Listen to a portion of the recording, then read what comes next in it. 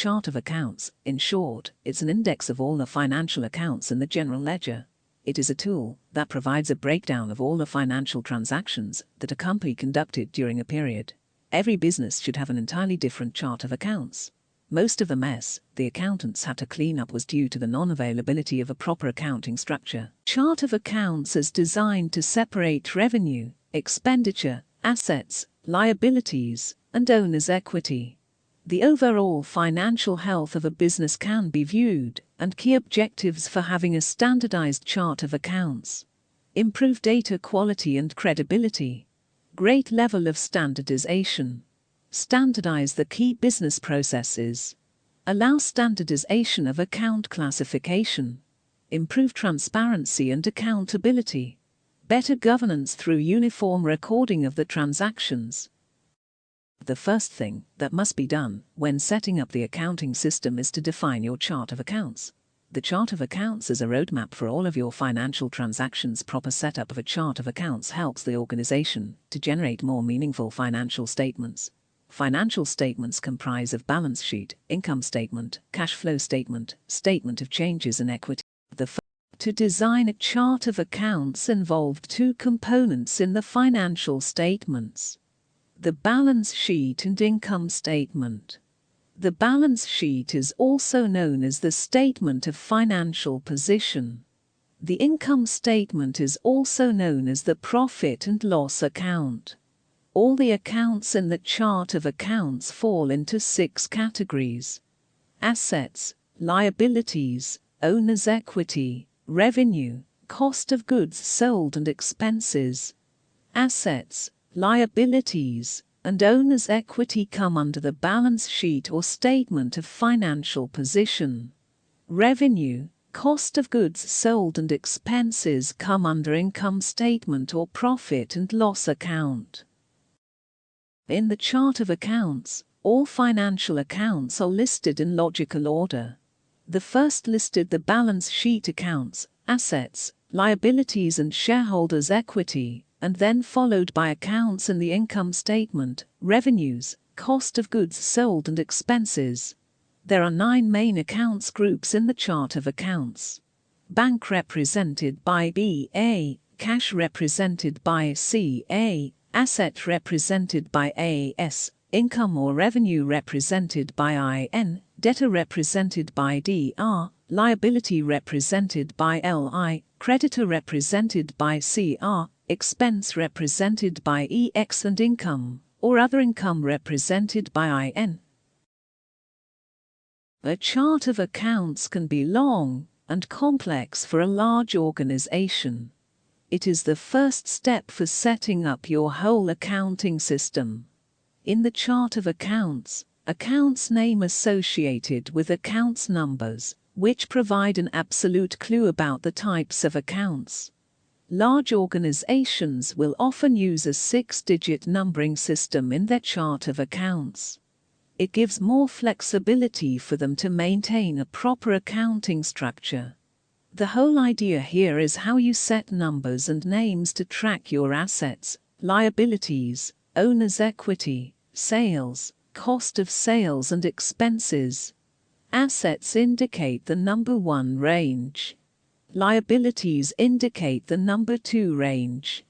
Owner's equity indicates the number 3 range. Sales indicate the number 4 range. Cost of goods sold indicates number 5 range and expenses indicate number 6 range. Companies must make sure there is an adequate range between all the key accounts, which allow companies to add new accounts within that range. But please ensure businesses should not have too many accounts. For example, range between 211,000 and 219,000 represent current liabilities. This range is almost sufficient to add new accounts. How to assign numbers on chart of account. In the standard chart of accounts, accounts numbers associated with accounts name is assets. Both current and non-current assets represent accounts number range between 111,000 and 199,000. Current assets represent accounts number range between 111,000 and 149,000. Non-current assets represent accounts number range between 15,000 and 199,000. Liabilities represent accounts number range between 211,000 and 299,000. Current liabilities represent accounts number range between 211,000 and 219,000. Long-term liabilities represent accounts number range between 221,000 and 299,000.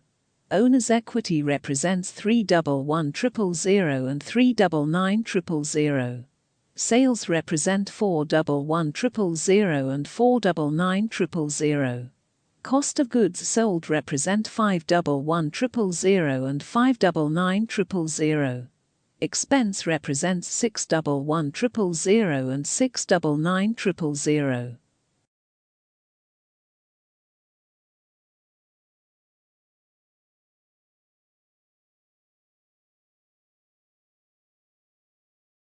Depending on the nature of the business, each company's chart of account may look slightly different. If you are starting from scratch, the below given chart of accounts may guide you to a greater extent. The balance sheet accounts are listed first, followed by the accounts and the income statement. First, the accounts are assets beginning with number 1, under assets. First listed current assets. Current assets are petty cash control account, cash on hand accounts, bank accounts, credit cards accounts, fixed deposit control accounts, accounts receivables, input VAT control accounts, staff loan and staff advance control accounts, due from related parties, advances to others, PDC control accounts, bank guarantee accounts, inventory accounts, prepaid expenses accounts, advanced to suppliers accounts, then followed by non-current assets. Non-current assets are property, plant and equipment, accumulated depreciation accounts, pre-operating expenses, investments.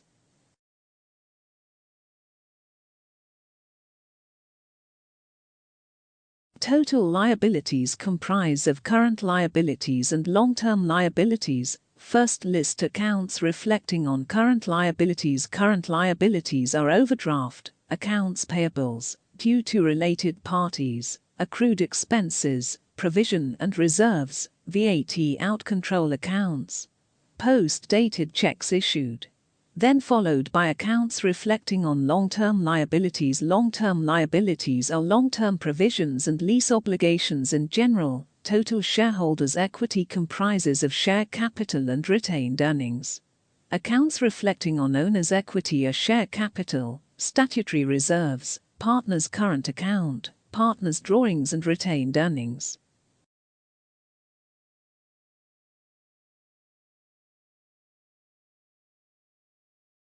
How do we develop an income statement account on the chart of accounts? It's going to be revenue, cost of goods sold followed by expenses.